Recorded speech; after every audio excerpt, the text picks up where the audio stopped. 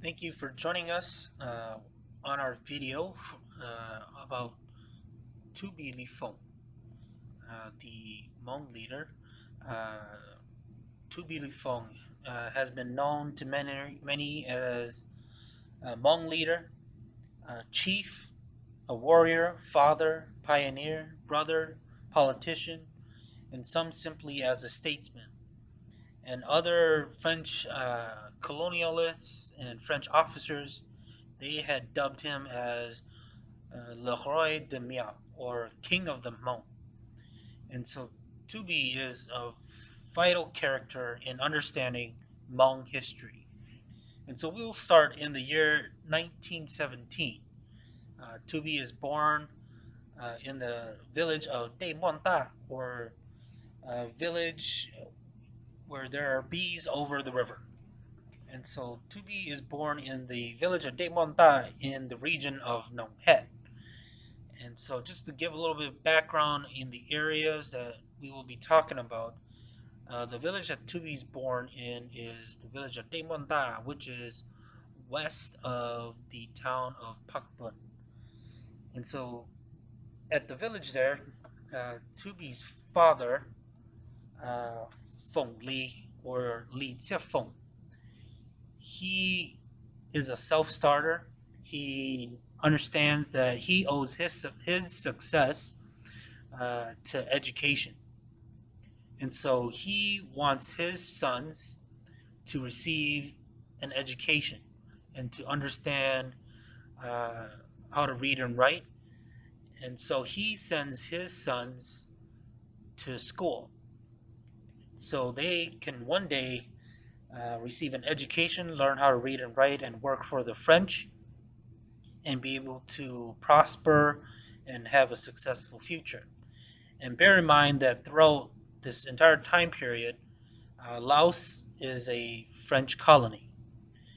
And so Touby's father, Feng Li, he is a secretary to Kitong Lombleyao, the overall Hmong leader of the Nonghet Hmong. And so Touby's father is a wealthy and successful man. And so he pays for Touby's education. And in their village, Touby has a teacher, a Lao teacher that comes to teach him and his brothers. And Touby recounts in his memoirs, learning about stories such as the romance of the Three Kingdoms in China, other Lao stories, and learning to read and write in Lao, and a little bit of French. And then in 1923, Touby's mother, Lo Mai, she commits suicide. And she does this because of a broken heart. She didn't receive the love that she wanted from Touby's father, Feng Li. And so, to add another complication to this, Lo Mai is Gitong Lombeyo's daughter. And so, there is a rift between Gitong Lombeyo and his secretary, Feng Li. And this continues to deteriorate all the way until 1935 when Gitong Lombeyo passes away. And so Touby's mother commits suicide when he's about 6 years old, and then our timeline continues until the year 1930, and Touby starts to go to school in the town of Xianquang, and Xianquang is the provincial capital of Xianquang province. And so back to our blown up map here. Touby is from the village of Demontai, and so he treks all the way to go to school at Xinquangville. Uh, and there, Touby receives higher education, higher levels of education, and he goes to school there for 4 years until 1934. And then 1935 comes, and then Touby goes to school in Vientiane, the Lao capital. And so Touby goes with 8 other students. One of them is Prince Gao Saikam, the son of the provincial governor of Xianquang, and also the part of the family that used to be the old Muangpuang kingdom, the royal family of the Muangpuang kingdom.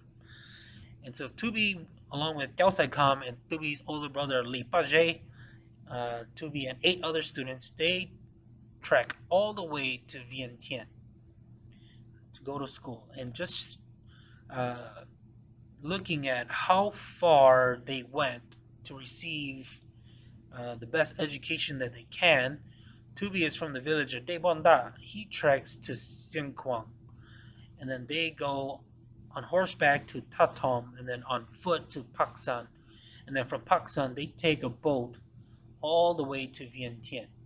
And Touby notes in his memoirs that he actually their boat actually flips on their way from Paksan to Vientiane, but they all made it to Vientiane. And so this journey illustrates just how determined Touby and his family was in receiving higher education. Because we have to bear in mind and put into perspective uh, the Hmong at this time in 1935 were still really backward. The Hmong still live up in the mountains, still very closed off from the rest of the world, and so going to school was uh, a pioneering act in itself. And so this has major implications uh, to Hmong history and some of the later developments in the next couple of decades.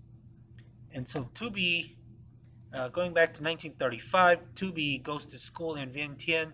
Touby and the 8 other students, they all fail their entrance exams to get into uh, the Lycée, Lycée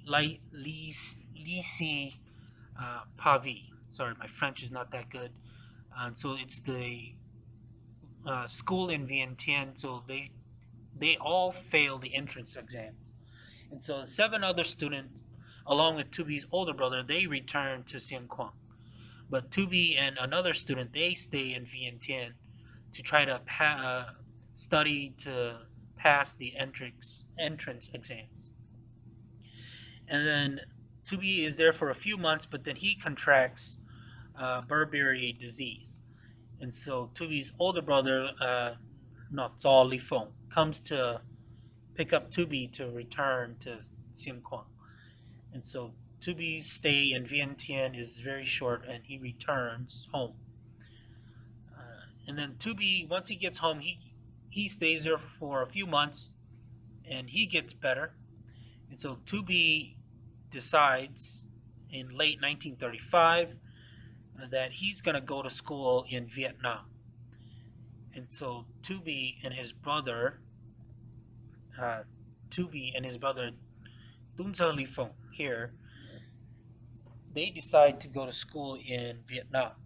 And so Touby goes to school at Vinh in Vietnam. And so from their village, they go to school in Vinh, Vietnam. And Touby goes to school there for 4 years, and he returns in 1939.